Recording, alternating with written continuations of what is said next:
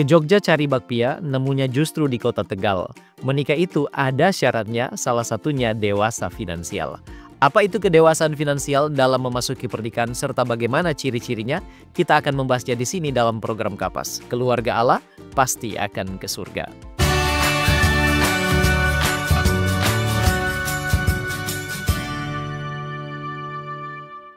Secara umum, kedewasaan finansial adalah kemampuan seseorang dalam mengelola keuangan secara bijak, bertanggung jawab, dan berorientasi jangka panjang.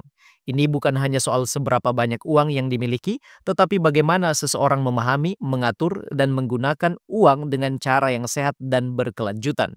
Nah, dalam persiapan memasuki pernikahan, kedewasaan finansial adalah kesiapan seseorang dalam hal keuangan untuk membangun kehidupan bersama dengan pasangan. Ini mencakup pemahaman, sikap, dan keterampilan dalam mengelola uang secara mandiri dan bertanggung jawab sehingga bisa menjadi fondasi keuangan yang sehat dalam pernikahan. Nah, mengapa kedewasaan finansial penting sebelum memasuki pernikahan?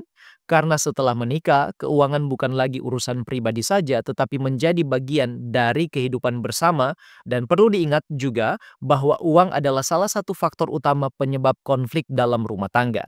Jika salah satu atau kedua pasangan belum dewasa secara finansial, resiko munculnya masalah keuangan akan jauh lebih besar. Itulah sebabnya alasan pertama mengapa kedewasaan finansial penting sebelum memasuki pernikahan itu penting ialah untuk menghindari konflik keuangan. Banyak pertengkaran dalam pernikahan berasal dari kebiasaan keuangan yang berbeda. Contoh, satu boros, yang satunya hemat. Atau ada yang suka berutang diam-diam dan tidak jujur kepada pasangan. Dengan kedewasaan finansial, pasangan bisa lebih terbuka, jujur, dan kompromi dalam hal keuangan. Yang kedua, kedewasaan keuangan akan membangun dasar keuangan keluarga yang sehat. Pernikahan membutuhkan kesiapan finansial, biaya menikah, tempat tinggal, kebutuhan sehari-hari, bahkan rencana jangka panjang seperti punya anak, beli rumah, pensiun, dan lain sebagainya.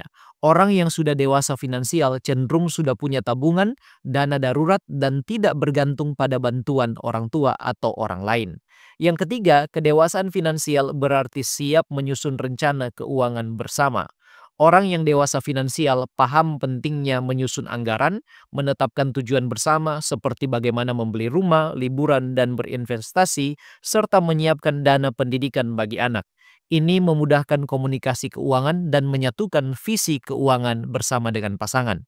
Yang keempat, mencegah ketimpangan dan ketergantungan. Jika hanya satu pihak yang melek keuangan, bisa terjadi ketimpangan. Satu pihak bekerja keras dan menabung, yang lain boros atau tidak peduli. Kedewasaan finansial mendorong rasa tanggung jawab dan kesetaraan dalam mengelola keuangan rumah tangga. Yang kelima, kedewasaan finansial menolong kita siap menghadapi segala tantangan tidak terduga.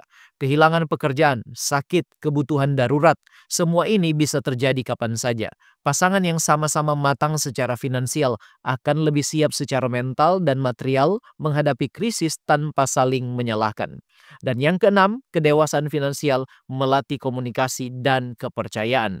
Membicarakan uang secara terbuka sebelum menikah adalah latihan penting untuk komunikasi jujur dan transparan yang menjadi fondasi utama hubungan pernikahan.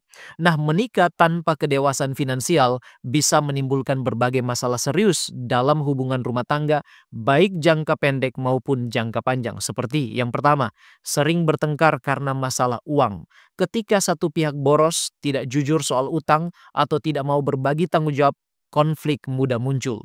Perbedaan gaya hidup dan cara mengelola uang bisa juga memicu pertengkaran bahkan sejak awal pernikahan.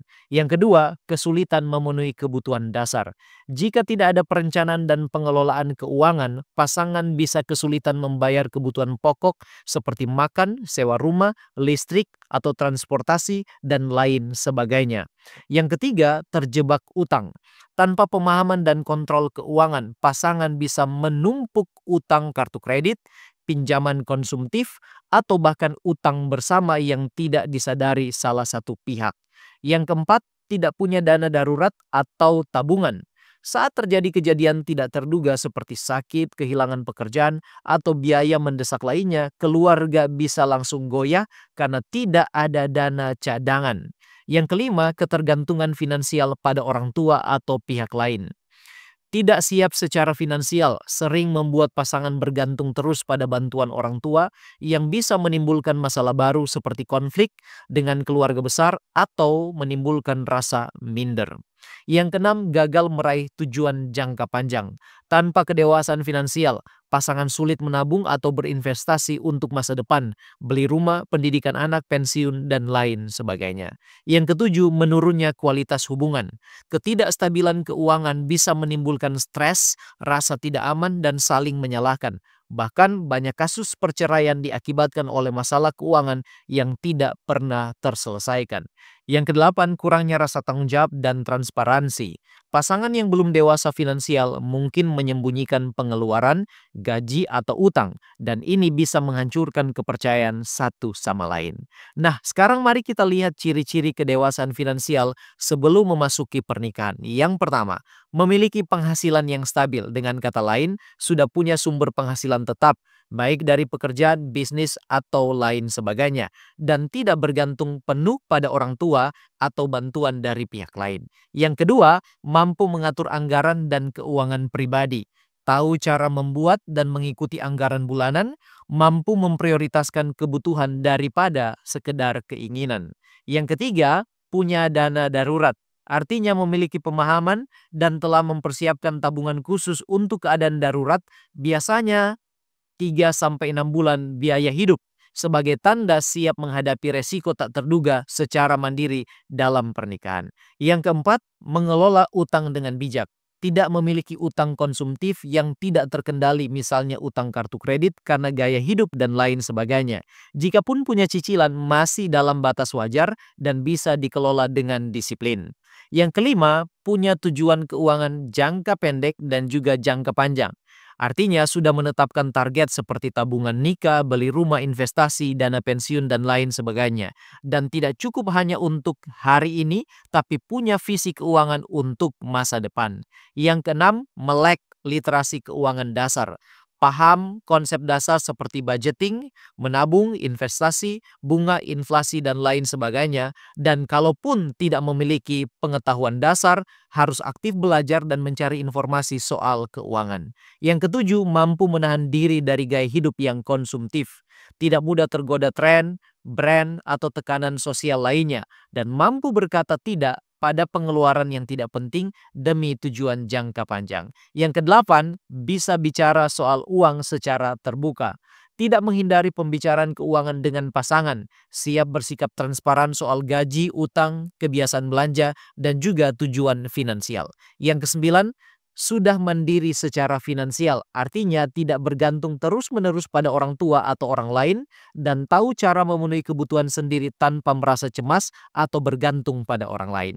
Yang kesepuluh, siap menyusun keuangan bersama dengan pasangan, bersedia berdiskusi dan menyatukan keuangan untuk kebutuhan bersama, mengerti bahwa setelah menikah, keuangan bukan soal aku, tapi soal kita. Alkitab mengatakan dalam Amsal 6 ayat 6-8, "Hai pemalas, pergilah kepada semut, perhatikanlah lakunya dan jadilah bijak. Biarpun tidak ada pemimpinnya, pengaturnya, atau penguasanya, ia menyediakan rotinya di musim panas dan mengumpulkan makanannya pada waktu panen." Ini, saudaraku, merupakan salah satu prinsip yang menyatakan pentingnya persiapan dan kedewasaan finansial termasuk sebelum memasuki pernikahan. Sebagai kesimpulan, pernikahan bukan hanya soal cinta, tapi juga komitmen, tanggung jawab, dan kerjasama jangka panjang termasuk dalam hal keuangan. Kedewasaan finansial sebelum menikah bukan soal kaya atau tidak, tapi soal siap atau tidaknya mengelola uang untuk hidup berdua dengan penuh tanggung jawab. Menikah tanpa kedewasaan finansial ibarat membangun rumah tanpa fondasi yang kuat. Hubungan bisa goyah kapan saja, meskipun ada cinta di dalamnya. Uang tentu bukan satu-satunya hal penting dalam pernikahan, tapi masalah keuangan yang tidak dikelola dengan baik bisa merusak hubungan, kepercayaan, bahkan kebahagiaan dalam pernikahan. Kedewasaan finansial membuat perjalanan pernikahan lebih stabil, sehat, dan minim konflik. Demikianlah pembahasan kita kali ini, dan bila sahabat Kapas merasa diberkati, jangan lupa untuk like dan komen serta bagikan tayangan ini supaya semakin banyak lagi yang diberkati. Tuhan Yesus memberkati kita sekalian, dan salam Kapas.